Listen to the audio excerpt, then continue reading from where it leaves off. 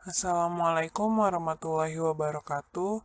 Di video kali ini kita akan mempelajari materi tentang sistem pernapasan pada manusia. Ini bab sistem pernapasan. Di bab ini KD kompetensi dasarnya kompetensi dasar 3.9, menganalisis sistem pernapasan pada manusia dan memahami gangguan pada sistem pernapasan serta upaya menjaga kesehatan sistem pernapasan. Lalu KD4-nya menyajikan karya tentang upaya menjaga kesehatan sistem pernapasan. Nah, di pertemuan kali ini adalah materi peta konsep dari materi di bab sistem pernapasannya. Ada organ penyusun.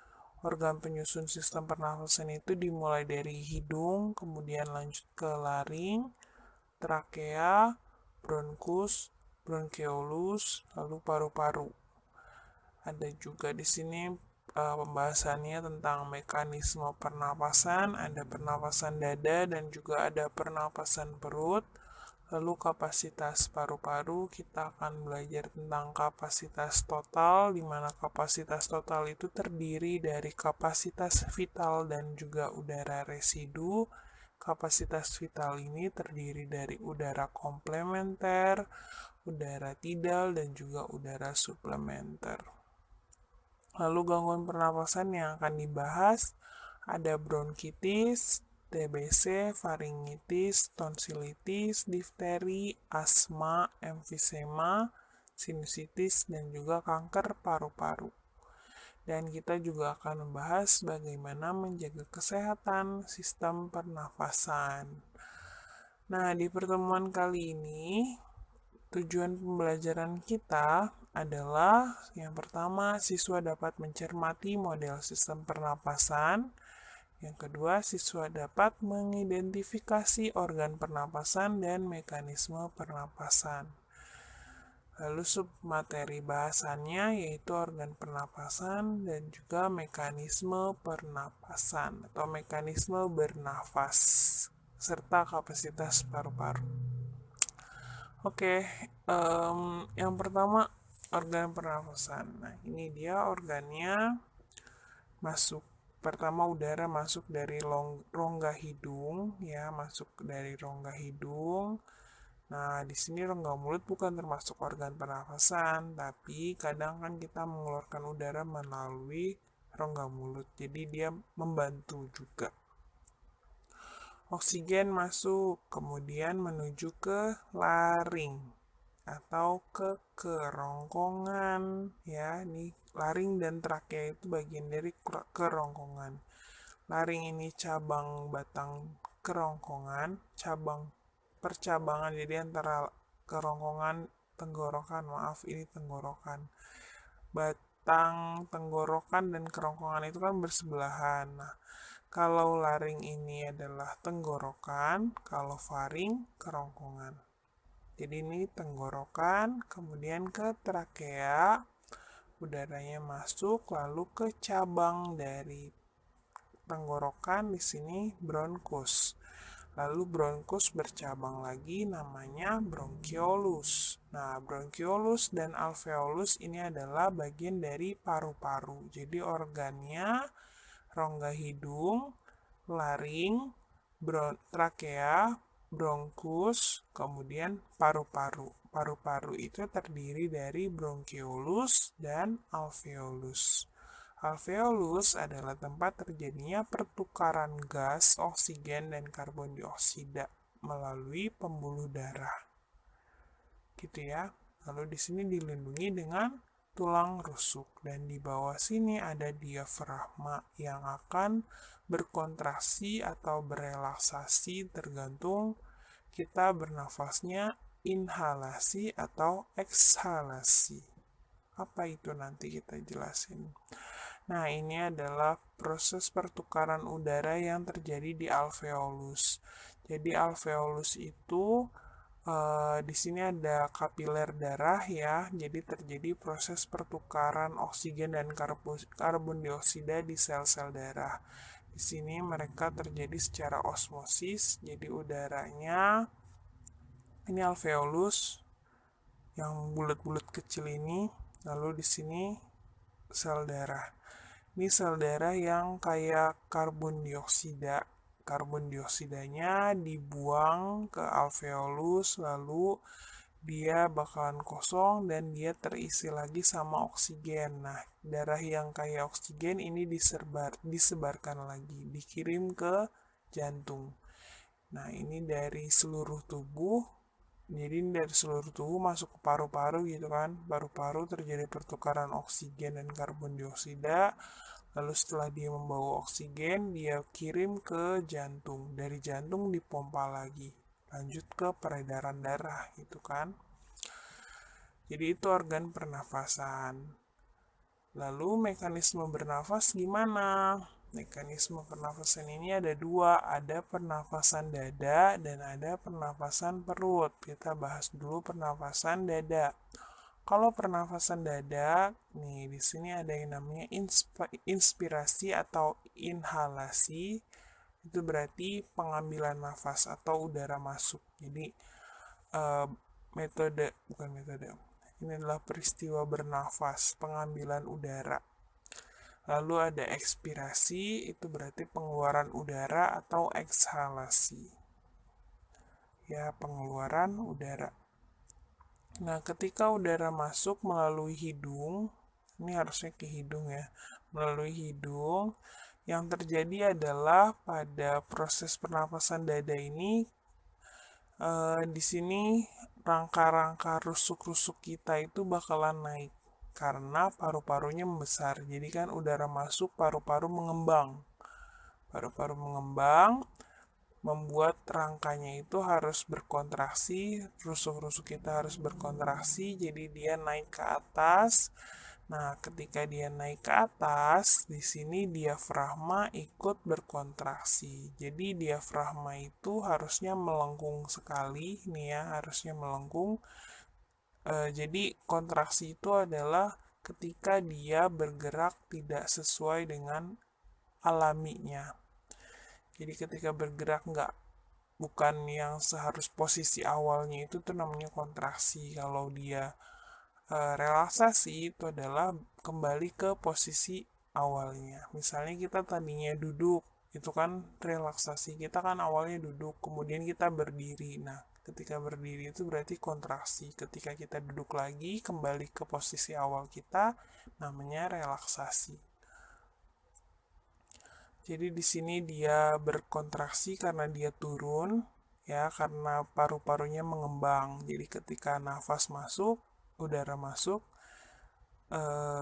rangkanya naik, ya, tulang rusuknya naik, paru-parunya mengembang, diafragmanya kontraksi, turun ke bawah. Kemudian ketika udaranya keluar, di sini proses ekspirasi, ketika udaranya keluar, paru-paru mengecil lagi, paru-paru kembali normal, kemudian rusuk-rusuknya kembali turun, jadi relaksasi, dan si diafragma kembali ke posisi semula, melengkung lagi, jadi dia juga relaksasi. Jadi ketika bernafas semuanya berkontraksi karena masuk udara, kemudian ketika keluar semuanya berelaksasi karena udaranya kosong. Jadi kembali ke posisi santainya si organ gitu. Nah, kalau pernafasan perut, kalau pernafasan dada ini kan di sini ya. Pernafasan perut ini melibatkan diafragma yang paling besar karena kan dia masuk ke perut. Jadi sama juga pasti paru-paru itu ikut karena kan pertukaran oksigen adanya di paru-paru bukan di perut. Jadi di sini proses pernafasan perut itu ketika udara masuk rongga dada yang mengembang ya. Rongga dada yang mengembang. Jadi bukan lagi tulang rusuk tapi rongga dadanya yang mengembang. Kemudian di sini diafragmanya berkontraksi. Jadi setiap proses inspirasi, setiap proses pengambilan nafas, diafragma pasti berkontraksi karena harus menyiapkan ruangan untuk paru-paru yang mengembang karena udara masuk. Nah, jadi bedanya di tulang rusuk. Kalau di sini tulang rusuk naik, kalau di sini di pernapasan perut tulang rusuknya tetap tapi rongga dadanya mengembang. Ya, jadi dadanya di sini nih, di sebelah sini nih. Rongga dadanya di sini mengembang. Kemudian kalau dia mengeluarkan nafas atau berekspirasi, rongga dadanya itu harus menyempit lagi. Jadi dia berkontraksi. Jadi kalau di sini rongga dadanya relaksasi, dadanya di sini relaksasi, di sini dadanya kontraksi. Ya. Kemudian diafragmanya relaksasi karena kembali ke posisi semula. Jadi kalau ini yang dimainkan. Kalau di sini tadi tulang rusuknya, kalau ini rongga dada. Yang membedakan itu. Tapi untuk diafragma sama. Ketika inspirasi, diafragma selalu berkontraksi. Ketika ekspirasi, diafragma selalu relaksasi. Seperti itu. Selanjutnya yaitu kapasitas paru-paru. Nah, di sini kita akan tampilkan grafik seperti ini. Dalam paru-paru manusia kita bisa menyimpan udara sampai maksimal itu sekitar 4.500 cc atau 4.500 ml. Sama ya, cc dengan mililiter itu sama. Di sini kapasitas vitalnya yang utama yaitu 3.500 ml dan volume sisanya bisa mencapai 1.000 ml.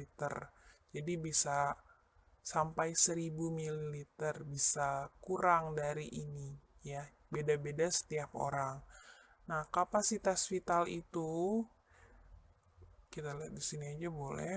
Kapasitas vital ini terdiri dari volume cadangan inspirasi, jadi saat bernafas ya, mengambil udara sebesar 1.500 ml dan volume cadangan untuk ekspirasi atau mengeluarkan udara sebanyak 1.500 ml juga. Kemudian volume tidal atau volume yang jadi udara di paru-paru tetap 500 ml. Jadi ini sudah pasti ada di paru-paru, kemudian kita bernafas atau membuang nafas itu sekitar 1.500. Kemudian yang sisanya bisa mencapai 1.000 ml gitu. Jadi di sini bisa kita katakan bahwa volume total paru-paru itu terdiri dari kapasitas vital paru-paru dan juga volume sisa. Kapasitas vital paru-paru terdiri dari volume cadangan inspirasi, volume cadangan ekspirasi, dan juga volume tidal. Besarnya berapa? Volume cadangan inspirasi sebesar 1.500 ml, volume cadangan ekspirasi sebesar 1.500 ml juga, volume tidal 500 ml, kemudian ini menjadi kapasitas vital. Kalau dijumlah, tinggal dijumlah aja 1.500 tambah 1.500 tambah 500 jadi 3.500. Itu namanya kapasitas vital. Volume sisanya bisa mencapai 1.000 ml.